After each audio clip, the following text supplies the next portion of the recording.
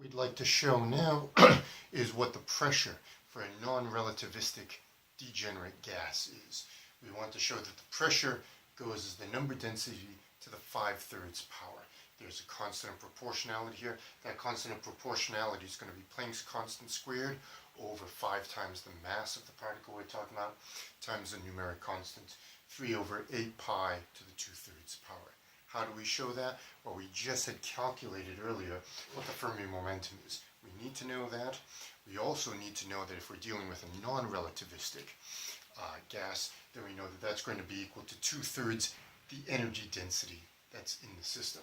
The kinetic energy divided by the volume. How do we get the kinetic energy from a microscopic point of view? We need to integrate. We have to integrate from 0 to infinity times the energy for a particular state of certain momentum times the occupation probability for that state at that momentum times the density of states of that momentum. And we just need to integrate that. So this is non-relativistic. So the other thing that we can use is that the energy for particle is just going to be p squared all over 2m. It's just classical 1/2 mv squared. That's equal to your momentum squared divided by 2 times the mass. And that's it. What we need to do now is just group our terms together. And so we're going to have probably something like the overall pressure is going to be equal to 2/3 1 over volume times this integral, which will be 0 to infinity. The energy is going to be momentum squared all over 2m. The occupation probability is going to be 1 everywhere and 0 above that. So effectively, the integration goes from 0 to the Fermi momentum.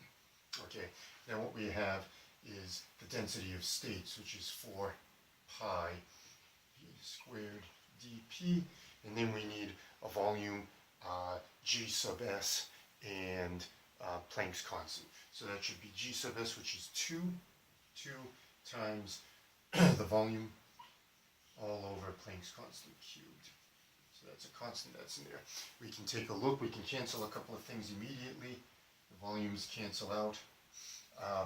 These 2's cancel out. We can group the terms together and come through.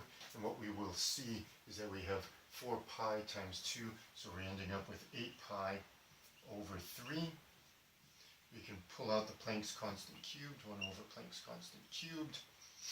And that is everything except for momentum to the 4th power d momentum. 0 to Fermi momentum, momentum to the 4th power dp. So the integral of that becomes 8 pi over 3 times 1 over Planck's constant cubed. Sorry, I forgot this mass term as well. Mass times Planck's constant. And we'll have mass times Planck's constant. 1 over 5 Fermi momentum to the 5th power. There we go. To the 5th power. And that should be essentially what we need to group our terms together with and move forward. So we've got this. We can just rearrange things. We have Fermi momentum from earlier. We just can plug that in now. Just going to erase a couple of things because we no longer need this expression or this. So all I'll do is now move this up.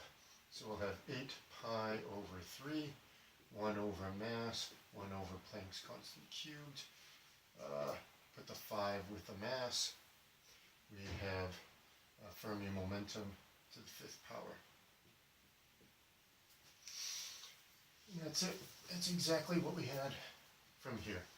So if we put in for Fermi momentum our result from earlier, we now have 8 pi over 3, because this is, of course, what our pressure equals. The pressure is going to be 8 pi over 3, 1 over 5 times the mass, 1 over h cubed, times 3 all over 8 pi to the 1/3 power, h, n to the 1/3. But of course, all of that is brought to the 5th power. So now we have, if we group terms together, 8 pi over 3. This will be to the 5/3 power. This will be to the 3/3 power. And so what we're going to be left with is to the 2/3 power. The pressure is just going to be equal to 3 over 8 pi to the 2/3 power over there. We're going to have h to the 5th over h to the cube. We'll have Planck's constant squared left over. We're still going to have the 5m from earlier, 5 times the mass of your particle. And the last thing that we have is number density to the 5/3 power. That's our overall pressure. And now we can just group our terms together. And what we can see in a straightforward way is we've got number density to the 5/3 power, number density to the 5/3 power. We have this 3 over 8 pi to the 2/3 power, Planck's constant squared over 5m. We just group things together and say that this is going to be a constant due to non-relativistic degenerate gases to the number density to the 5/3 power. And here's our pressure and our constant. I hope that helps. Bye now.